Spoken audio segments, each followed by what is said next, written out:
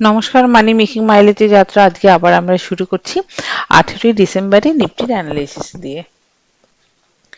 আগামীকালের জন্য আমার মতে সব থেকে ইম্পর্টেন্ট লেভেল হচ্ছে 25,830 থেকে 840 এর লেভেলটা। বাই চান্স নিফটি যদি এই লেভেলের উপরে নিজেকে হোল্ড করে তো আমরা একটা শর্ট টার্ম বাই ইনিশিয়েট করতে পারি। আমাদের তখন টার্গেট বেরিয়ে আসতে পারে 25,900 এবং 25,970 থেকে 26,000 এর লেভেলটা।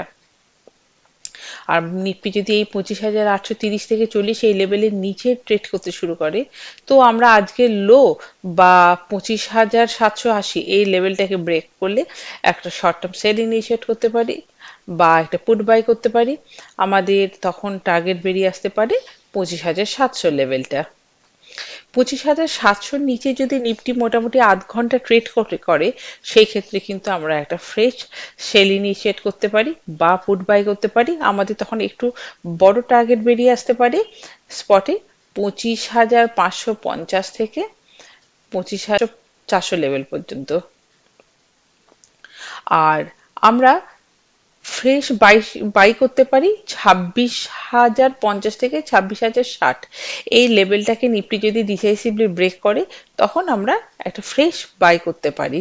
আমাদের টার্গেট বেরিয়ে আসতে পারে তখন 26,100, 26,200 ইত্যাদি। আবার 26,050 এই লেভেলটা কিন্তু আমাদের সেল অ্যান্ড রাইজেরও জায়গা। এই লেভেলে যদি নিফটি পৌঁছে আমরা অবশ্যই এই জায়গায় একটা সেল ইনিশিয়েট করব। আমাদের তখন টার্গেট বেরিয়ে আসতে পারে 25,970 থেকে 25,900 এই লেভেল পর্যন্ত। সাধারণত জানুয়ারি মাসের এন্ডের দিকে মার্কেট একটু ডাল থাকে।